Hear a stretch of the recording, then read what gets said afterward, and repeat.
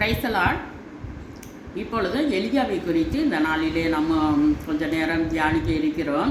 திஸ்பியனாகிய எலியா ஆகாபை நோக்கி, இந்த வருஷத்திலே மழையும் பனியும் பெய்யாது இருக்கும் என்று சொல்லி ஆகாபிடத்திலே எலியா சொல்லிக்கொண்டு இருக்கும்போது கர்த்தருடைய வார்த்தை எலியாவுக்கு உண்டாகி கர்த்தர் சொன்னது, நீ யோர்தான் நதிக்கு நேராக போய் அங்கே கேரித் ஆற்றண்டையிலே நீ ஒளிந்து கொண்டு இரு, அங்கே உன்னை பராமரிக்க காகத்துக்கு நான் கட்டளையிடுவேன் என்று கர்த்தர் எலியாவுக்கு சொன்னார். எலியாவும் கர்த்தருடைய வார்த்தையின்படியே அங்கு சென்ற பொழுது கேரித் ஆற்றண்டையிலே அங்கே போய் இருக்கும் பொழுது அங்கே காகங்கள் எலியாவுக்கு காலையிலே விடியற் காலத்திலே அப்பமும் இறைச்சியும், சாயங்கால வேளையிலே அப்பமும் இறைச்சியும் காகங்கள் கொண்டு வந்து எலியாவுக்கு கொடுத்தது என்று சொல்லி இந்த பரிசுத்த வேதாகமத்திலே நாம் பார்க்கிறோம். அந்த காலத்திலே இயேசு கிறிஸ்துவானவர் இந்த உலகத்திற்கு வருவதற்கு 3000 ஆண்டுகளுக்கு முன்பதாகவே அந்த காலத்தில் காகங்கள் தான் இப்படிப்பட்ட அற்புதங்கள் காகங்கள் மூலமாகவே ஒரு ஊர்லேருந்து இன்னொரு ஊருக்கு செல்ல வேண்டுமானால் அந்த கடிதாசின்னு சொல்லுவாங்க. அந்த கடிதத்தை காகத்தின் அந்த காலில் கட்டி விடுவார்கள்.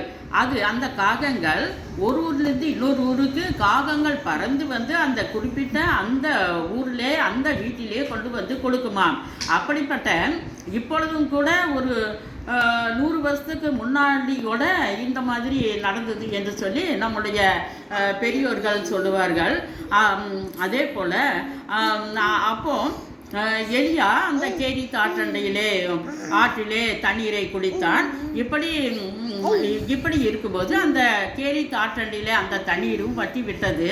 இனி இந்த எலியாவுக்கு கர்த்தருடைய வார்த்தை உண்டாகி, இங்கு அந்த ஊரில் கொடிய பஞ்சம் ஏற்பட்டது. அந்த பஞ்சத்தினாலே நான் உனக்கு சாரிபாத் விதவைக்கு நான் கட்டளையிட்டிருக்கிறேன், உன்னை போஷிக்கும்படியாக அந்த விதவை உன்னை போஷிப்பாள் என்று சொல்லி கர்த்தருடைய வார்த்தை எலியாவுக்கு உண்டானது. எலியா அந்த கர்த்தருடைய சொற்படியே சாரிபாத் ஊருக்கு சென்றால் அந்த சாரிபாத் ஊரிலே சாரிபாத் விதவை 2 விறகு பொறுக்கி கொண்டு இருக்கிறாள்.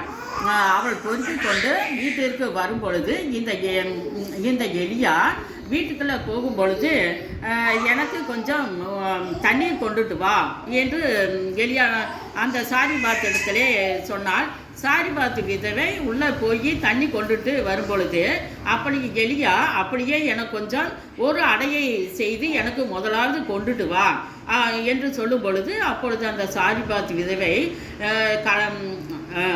பானையிலே கொஞ்சம் மாவும் கலசத்திலே கொஞ்சம் எண்ணெய் மட்டுமே இருக்கிறது, வேறு ஒன்றும் உமது அடியாள் வீட்டில் எதுவும் இல்லை என்று சொல்லும் பொழுது, நீ முதலாவது செஞ்ச அடையை என்னிடத்தில் கொண்டு வா என்று சொல்லும் பொழுது, அதே போல் சாரிபாத் விதவை முதலாவது ஒரு அடையை எடுத்து எலியா கையிலே கொடுக்கும்போது எலியா சாப்பிட்டு விட்டு பார்க்கும் பொழுது அந்த சாரிபாத் விதவை பிறகு அடையை செய்து பார்க்கும் பொழுது அந்த பானையிலே மாவு எடுக்க வந்து கொண்டே இருக்கிறது.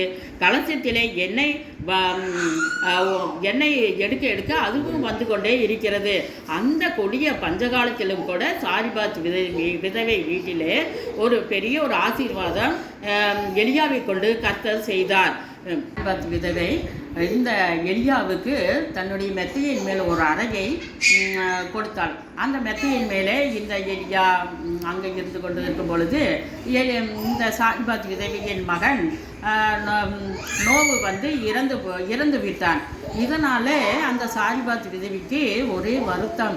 இந்த மனுஷனை நான் கூப்பிடவே இல்லை, இவரே வந்துட்டாரு, இப்போ என்னுடைய மகன் இறந்து விட்டானே என்று சொல்லி மிகவும் அந்த சாரிபாத் விதவை அழுது கொண்டு இருக்கும் பொழுது, அப்பொழுது அந்த எலியாவிடத்திலே தகவல் போனது, சாரிபாத் விதவியின் மகன் இறந்து போனான் என்று சொல்லி அந்த எலியா, உன்னுடைய மகனை என்னிடத்திலே கொண்டு வா என்று சொல்லி அந்த சாரிபாத் விதவை சொன்ன பொழுது எலியா எலியாவிடத்திலே இந்த சாரிபாத் விதவை தன்னுடைய மகன் மடியிலே இருந்து தூக்கி கொண்டு அந்த எலியாவினிடத்திலே கொண்டு போய் கொடுக்கும் பொழுது அந்த மகனை எலியா கட்டலின் மேல் படுக்க வைத்து அவன் மேல் 3 முறை குப்புற விழுந்து எந்திரிக்கும் பொழுது கொஞ்சம் அனல் உண்டானது சாரிபாத் விதவியின் மகனுக்கு.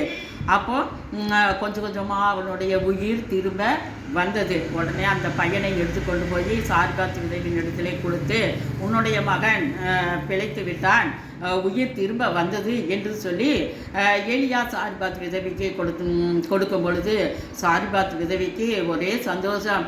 நீர் நிச்சயமாக நீ தேவனுடைய மனிதன்தான் என்று சொல்லி அந்த எலியாவை சாரிபாத் விதவை வாழ்த்துகிறாள்.